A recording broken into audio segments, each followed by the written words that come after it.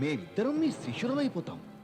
జోలే పట్టి మాదాకెవడమంటే భిక్షతో ఎంతో కొంత సంపాదించుకోవచ్చు కదా. నాగఫణి, ఈ వ్యర్థ ప్రసంగం అవివేక తర్కం ఎందుకు చేస్తున్నావు? ఏ ఖడ్గంతో మీరు చంద్రగిరి సామ్రాజ్యాన్ని రక్షించారో, శత్రువులను అంతం చేశారో దానికి ఇప్పుడు తుప్పు పట్టింది ప్రభు. ఇప్పుడిక ఈ మాటలు అనవసరం. ఏమిటి నువ్వనేది? మాకొకటి అనిపిస్తోంది. మన గుప్త పథకాల గురించి గిరిధర రాయలకు తెలిసినట్టు. అందుకే మనని పర్వతాల మధ్యన పడేశాడు. ఇక్కడ మన చేతిలో అధికారం లేదు, సైన్యం లేదు, మన రక్షణకి దుర్గం లేదు, ఉండడానికి అంతఃపురమైనా లేదు. మనం ఇక్కడుండి కేవలం ప్రభు సేవ చేస్తూ భజనలు కీర్తనలే పాడుకోవాలి. మూర్ఖపు నాగపణి, నీ శిరస్సు వెనకనున్న పొడవాటి పిలకను చూసి భ్రమించాను నీలో చాణక్యుడంతటి కుటిల చతురత ఉన్నదని. కానీ మాకు ఈరోజు పూర్తిగా అవగతమైంది, నీకా పొడవాటి పిలక తప్ప శిరస్సులో ఏమీ లేదని. ఒక సింహాసనాన్ని కూల్చేయాలంటే సైన్య బలం కావాలి, అస్త్రాలు కావాలి, ఆర్థిక బలం కావాలి. ఇవన్నీ ఎక్కడి నుంచి వస్తాయి? రాజ కోశాగారం నుంచి. చంద్రగిరి కోశాగారానికి అధిక మొత్తం తిరుమల హుండీ నుంచే వస్తుంది. ఇక్కడ కోశాధికారి మనవాడు. ఇకపై ధనం మనకే వస్తుంది. ఆ ధనం ఉపయోగించి శక్తిని ఆర్జించాలి. గిరిధర రాయలు మన చేతిలో కీలుపుమవుతాడు.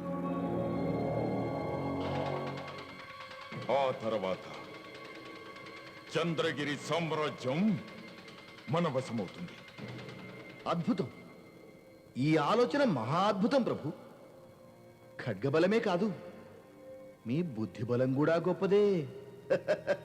నీకర్థమైంది నాగఫణి. కానీ మా పట్టపురాణి చంద్రముఖికి మా పథకం ఇంకా అర్థమైనట్టు లేదు. ప్రభు, మీ యోచన నాకు ముందుగానే తెలుసును. మీకు రాజసింహాసనం లభించే వరకు నేను మీతో వనవాసంలోనే ఉంటాను. అప్పటి వరకు మీరు ఏది చెబితే అదే చేస్తాను. నీ అవసరం వచ్చినప్పుడు నీ సేవలు తప్పకుండా వినియోగించుకుంటాం. అప్పటి వరకు ఈ ప్రేమికుడికి నీ అమూల్యమైన సేవలందించు. నా ప్రియ సఖివై నన్నలరించు. లేదు లేదు, నాకు ప్రభువు దర్శనం లభించదు. నాకు ప్రభువు దర్శనం లభించదు. ప్రభువు దర్శనం లభించదు.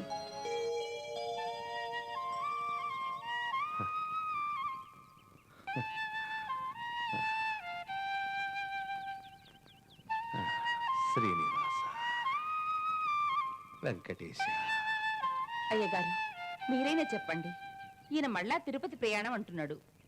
చూడు రెడ్డి, నీది మునుపటి వయసు కాదు, మునుపటి ఆరోగ్యము కాదు. తిరుపతి అంటే దూరాభారం. నా మాట విను రెడ్డి. తెల్లవార్లు కలవరిస్తూనే ఉంటాడు, కొండలు ఎక్కుతూనే ఉంటాడు. అదిగదిగో స్వామి కనిపిస్తుండు అంటాడు. అదిగో ఇప్పుడు కూడా నా స్వామి కనిపిస్తూనే ఉన్నారు. నా కొండకు రావయ్యా అని పిలుస్తున్నారు. వస్తున్నా స్వామి, వస్తున్నా. అందరూ మెల్లగన్నా. 20 ఏళ్ల నుంచి చూస్తున్నాను. తిరుపతికి పోతున్నావు, వెంకన్న స్వామి దర్శనం చేసుకుంటున్నావు, ఊరందరికీ ప్రసాదాలు పంచి పెడుతున్నావు. అన్ని కులాలోళ్ళు నీ అన్నదమ్ములు ఆత్మీయులే అనుకుంటున్నావు.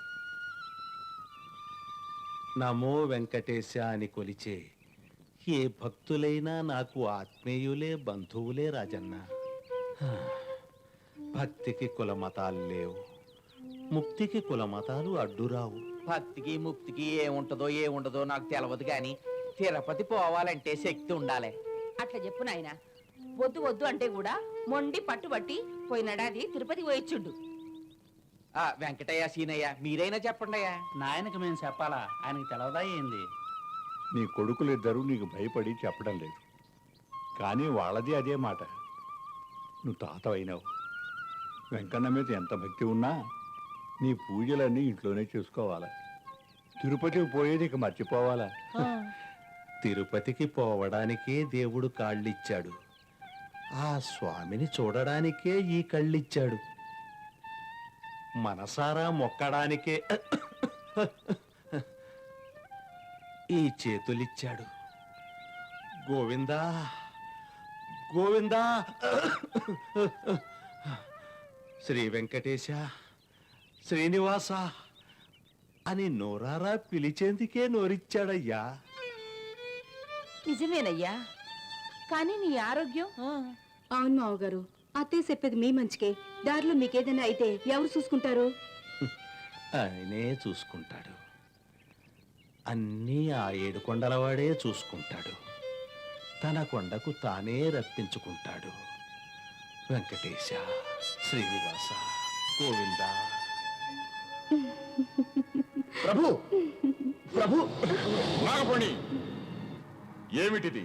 మీ రాకకు సమయము సందర్భములుండవా? ఏకాంత సమయంలో ప్రవేశించకూడదన్న ఇంకిత జ్ఞానం కూడా లేదా మీకు? క్షమించండి ప్రభు, ఒక వ్యక్తి మన కార్యకలాపాలకు అడ్డుపడుతున్నాడు. ఎవరతను?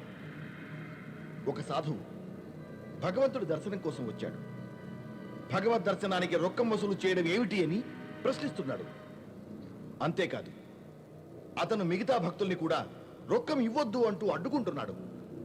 అందుకనే ఇది తగని సమయమని తెలిసి కూడా అతన్ని మీ వద్దకు తెచ్చాను. తిరుపతి పుణ్యక్షేత్రాధికారికి ప్రణామములు. మ్మ్. ఏమిటి మీ సమస్య? నేను స్వామి దర్శనం కోసం వచ్చాను. అయితే మీ అధికారులు నన్ను దర్శనం కోసం రొక్కం కట్టమన్నారు. వాళ్లను నేను ప్రశ్నించాను, భగవంతుని దర్శనం కోసం రొక్కం ఎందుకని.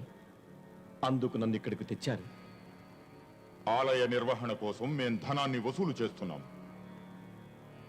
ఇంత బుద్ధిమంతుల్లా మాట్లాడుతున్నావు, నీకు తెలియదా ఇది దైవ దర్శనానికి సమయం కాదని? స్వామి దర్శనానికి ఎలాంటి సమయమూ ఉండదు. నేను ఎన్నో ఏళ్లు సాధన చేసి ఎన్నో మైళ్ళ దూరం నుండి ఇక్కడికి వచ్చాను. మీరు దర్శన భాగ్యం కల్పించాలి. అర్ధరాత్రి కావస్తోంది, ఇక దర్శనం రేపుదయమే.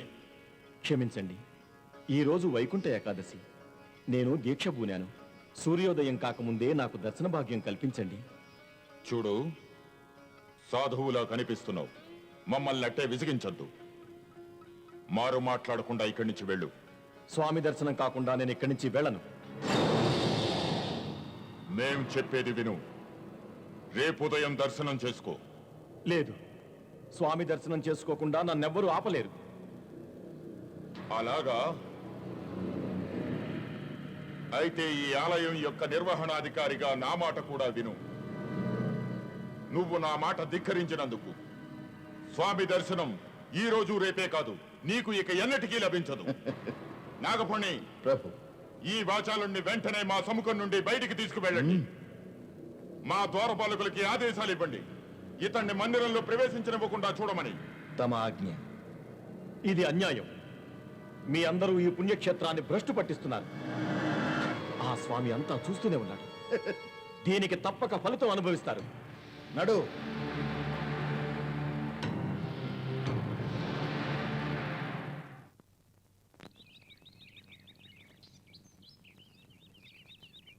అయ్యో, మీ నాయన ఎక్కడయ్యా? ఇంటికాడ ఉన్నట్టున్నాడే. ఇంటికా లేడయ్యా.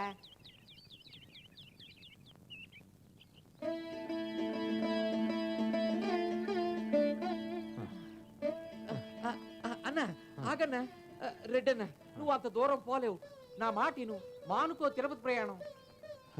రాజన్న, నా కాళ్ళలోని శక్తి మీద నీకు అనుమానం ఉంటే తప్పు లేదు. అన్నా, కానీ నా మనసులోని భక్తి మీద అనుమానం ఉంటే అన్నా, అది నాకు చాలా అవమానం. అన్నా. ఏం చెప్పకు. ఈ అన్న మీద ఏమాత్రం అభిమానం ఉన్నా అడ్డు రాకు.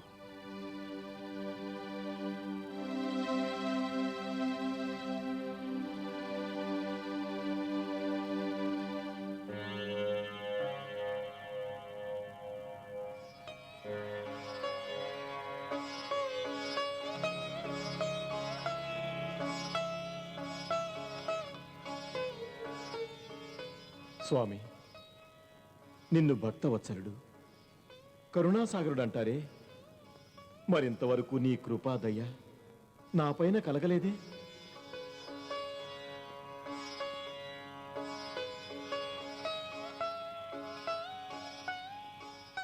స్వామి, నువ్వు భక్తుల కోరికలు తీరుస్తావంటారే,